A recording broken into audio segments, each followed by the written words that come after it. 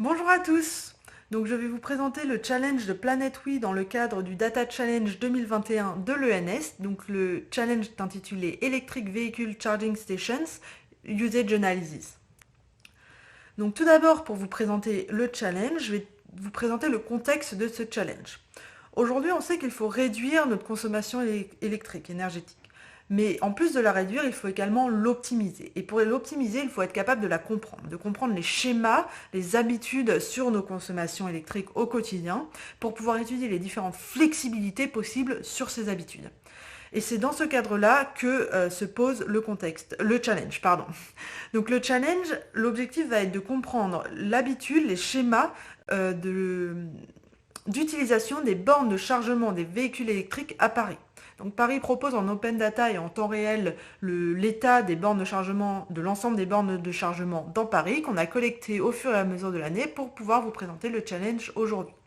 Donc le challenge est une time series, vu qu'on va étudier l'évolution d'un signal dans le temps, et c'est une classification, vu qu'on n'est pas sur un signal continu, mais bien sur un signal discret, un ensemble de classes finies. Ici, vous avez un petit exemple. Donc, vous voyez pour une station l'ensemble des états au cours du temps et on va essayer de prédire la suite logique de ces états. Donc, on peut prédire qu'au début, elle va continuer de charger et au bout d'un moment, elle va s'arrêter de charger, etc. Pour vous présenter un petit peu plus en détail le dataset, donc on a 273 bornes de chargement qui sont réparties sur 94 stations. En haut à droite de l'image, vous voyez un exemple de Y-Train, et je vais commencer par vous parler de Y-Train, même si c'est un petit peu inhabituel de commencer par ce dataset-là, mais comme c'est une time series, en fait, on peut uniquement baser le challenge sur le dataset Y-Train.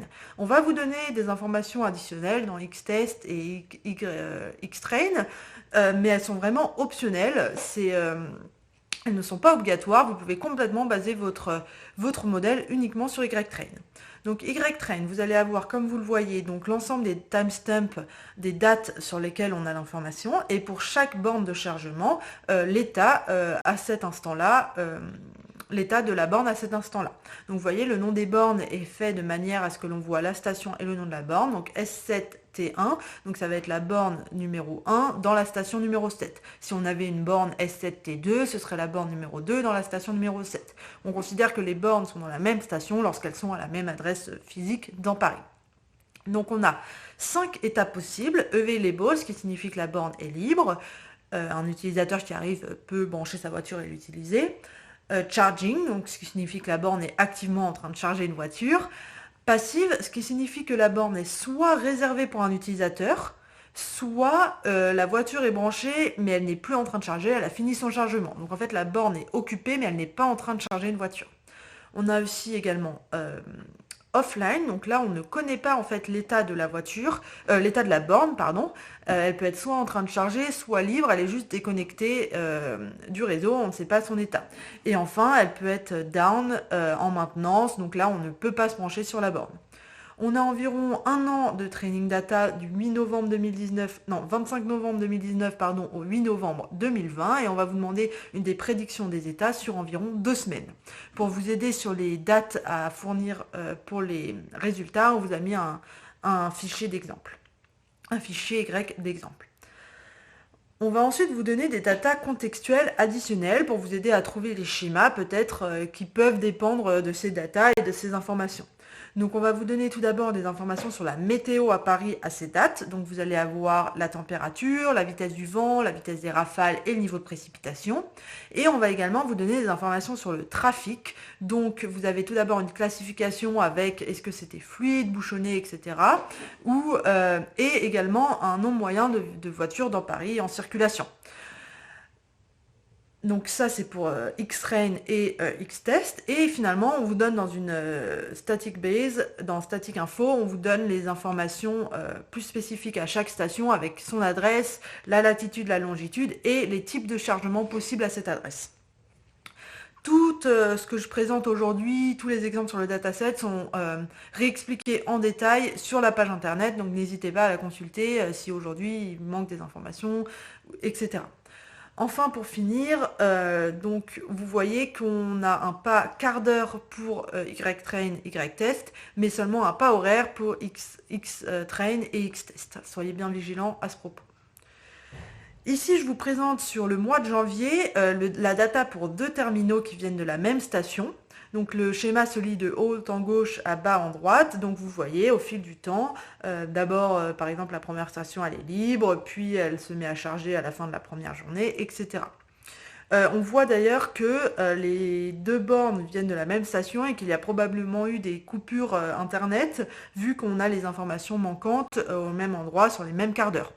Mais on voit très bien qu'avec les informations des quarts d'heure précédents et suivants, on va être capable de reconstituer la data et de faire une analyse là-dessus.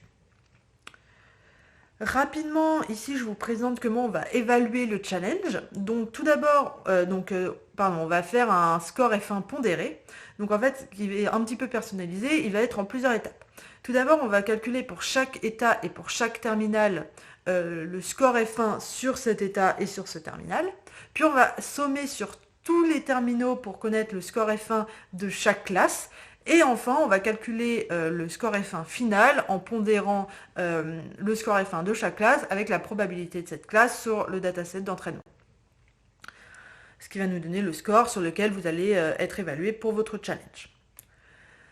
Ici, je vous donne quelques remarques additionnelles. Donc tout d'abord, gardez en tête qu'il y a eu la crise du Covid dans le monde, mais en France particulièrement, les confinements étaient de mars à juin et de novembre à décembre.